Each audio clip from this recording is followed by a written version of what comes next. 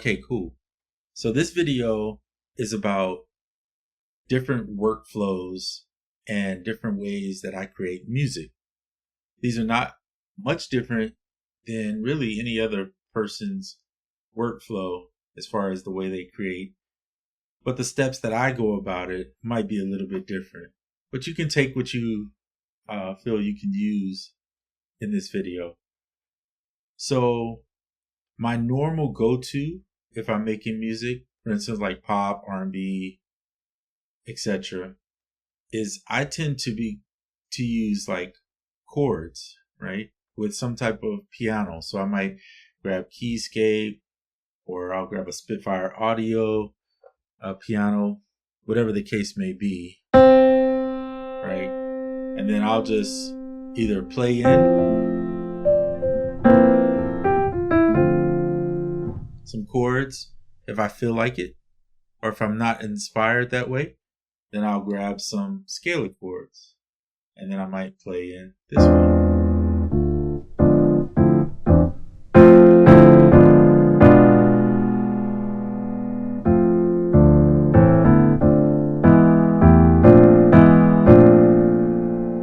And I don't ever play the chords directly the way they are in line. I just play chords until I hear a combination of chords that actually feel good to me.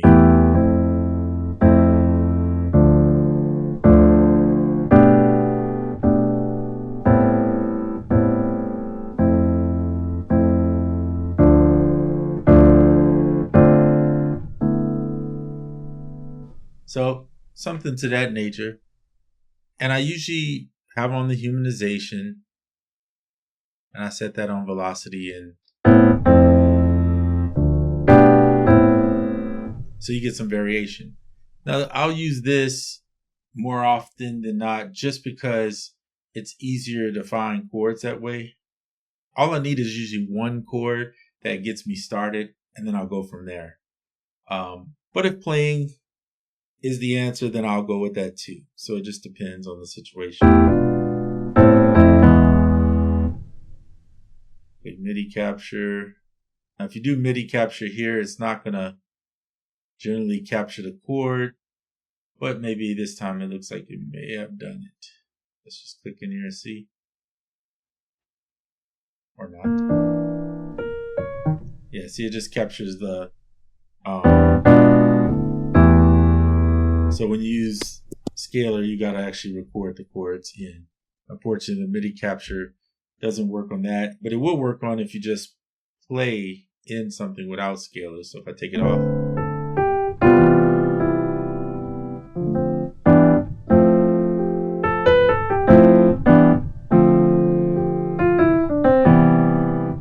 there you go.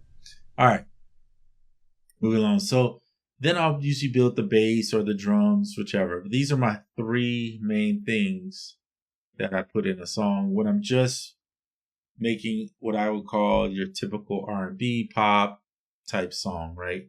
Where it's consistent of 4 chords, maybe 8, sometimes more, depending on if I'm writing a bridge, etc., etc. So that's one way of creating.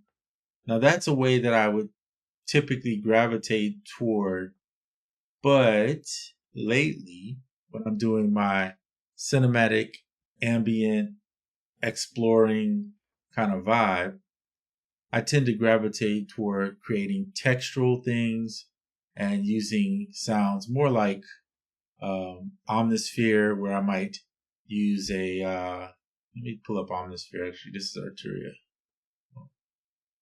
I might use Omnisphere, or I even might use Dawson's Novum. Let's use Novum. So in Novum, it's a granulizer, right? But I also have a ton of packs from them too that you can pull from to get more like ambient, interesting. You can see here all these layers. So here, I'm not really focused on chords as much as I am creating a sound or some type of soundscape, I would call it, for lack of better words. So you might see me grab Harmony Bloom in that case.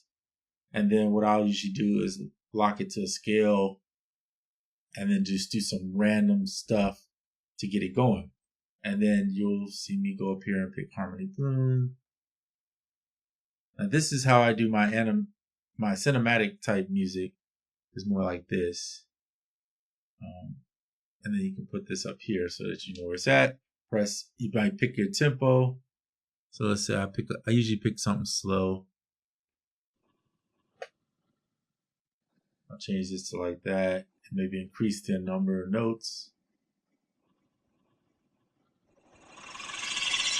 And maybe the duration of each note. Something like that. And then this will be like the textural part. And then you can always lock the scale if you want. So let's say you want to go with Dorian. C# Dorian. Right. And I'll usually come up here and lock it up here too. Then I'll create multiple scenes or takes or however. Once I find ones I like. So let's say I like this one. I'll do that. I'll try another one. Maybe that one. Try another one.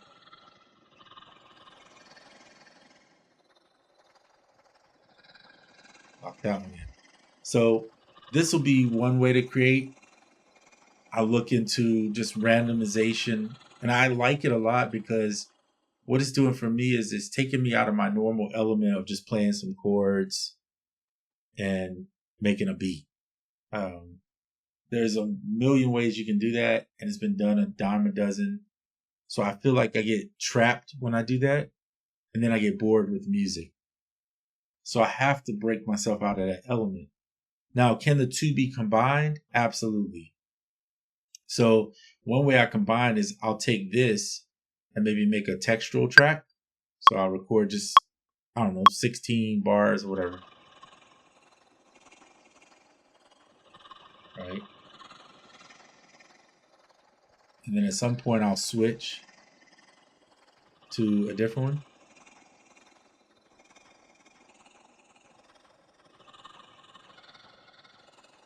Just to give it some variation. Mind you, I'm building a textural track, so it doesn't need to be perfect or anything in any way. I'll switch over.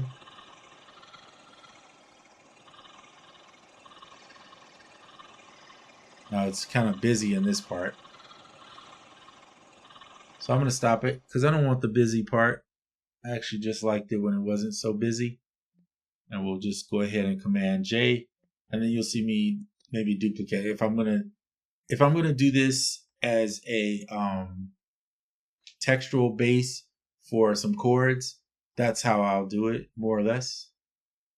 So now that that's done, I'll turn Harmony Bloom off. And then I might add a duplicate track to which I would just start putting some keys over. And this one I will switch back to scalar. And then just go up here and find a key that fits Dorian, C# Dorian. So you could use the same ones and just back it up. Now you got it. So one of the things you have to turn off too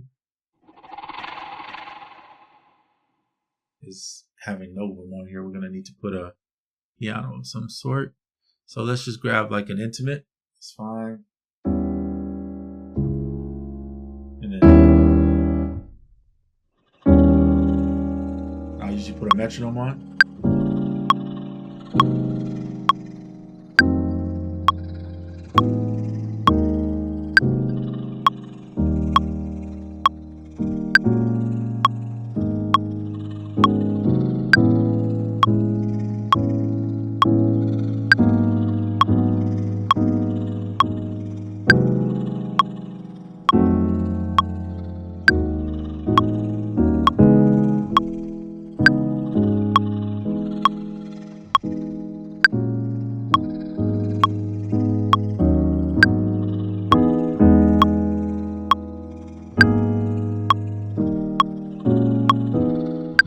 Okay. So I might record something like that. I'm just making up something on the spot, right? So this now builds the cinematic, rather I keep saying anime, but I don't mean that. The cinematic feature into my pop R&B kind of vibe that I like to do. All right, kind of jazzy too in its own way. So I'm using elements of both. And then there's even further the next step. So you have the workflow of the pop typical way of working. Then you have the cinematic vibe, ambient, however else you want to term it, experimental. And then you have the last step or the last piece that could be either incorporated or done individually is sampling. Now, sampling, some people have certain ways, if you're doing boom bap, if you're doing whatever, that you might choose to do. And all of those methods are fine. There's nothing wrong with them. Okay, but I just might choose to go with, let's try some guitar. Maybe.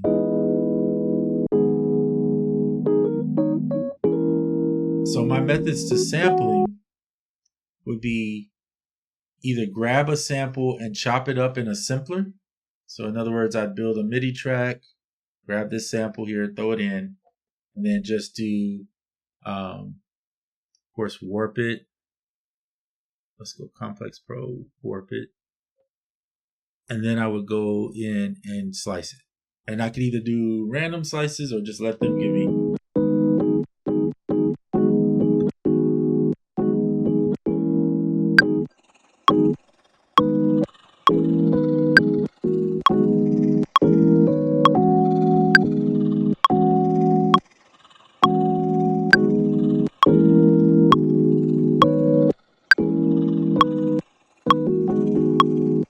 Now, this isn't the best song, and of course you could adjust the sensitivity.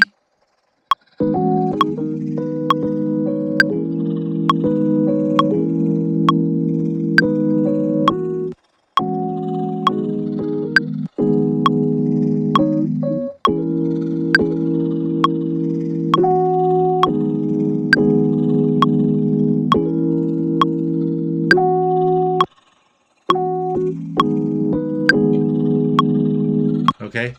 And then I'll still have that texture in the background. And maybe I want to do some chords or not, because these are chords technically. But I'm using a sample, right? Now, this sample is a royalty free sample that I got from not Spitfire Audio. I wanted to say that for a second. What's the one that does the AI generative audio? Oh, my brain can't think. Anyway, it was an AI generative sample based on what I described.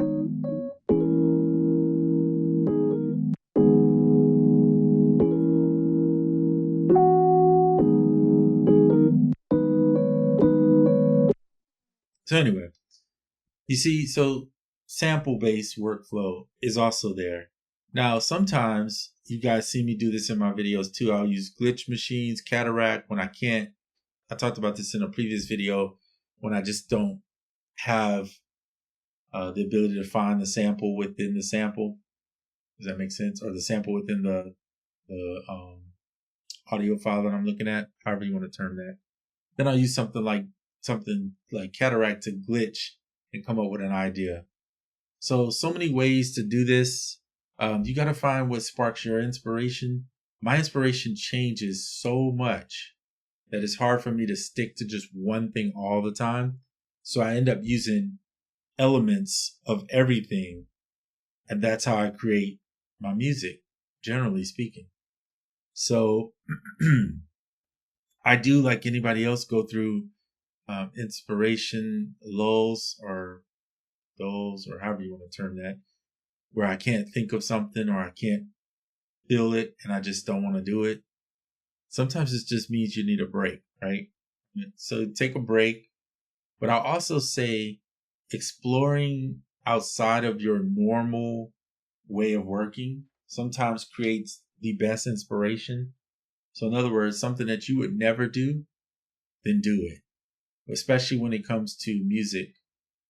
primarily music, where you can choose to take that track wherever you want it to go. In other words, if you're used to doing a 4-bar loop or an 8-bar loop or even a 2-bar loop, try 16. Try creating 24 or 32 or something that breaks up the monotony of doing the same old thing over and over and over. And that's kind of where I've been lately with the cinematic and ambient type music, that I find it's nothing like what I normally would have gravitated towards. But because of that, I'm more intrigued by it. So anyway, just something to think about. I'm not a dance music person. I don't dislike dance music. I just don't make it. There's a lot of people that make it and make it well. And I leave that to them to do. But if that's your thing, maybe try incorporating some type of cinematic vibe into your dance or music, or create some type of, maybe get some samples that you wouldn't normally use and see if there's a way you can fit it into your type of music. All those workflows and those different ways of creating are going to help stimulate you and get you going. And that's one thing I have to say about Ableton. No matter what people say about this, it has inspired me to try things, more or less. And I never did that before. So now it's easy to get in your comfort zone, but now I'm just exploring new ideas and seeing how I can mix and match everything into one. All right. Hope all is well.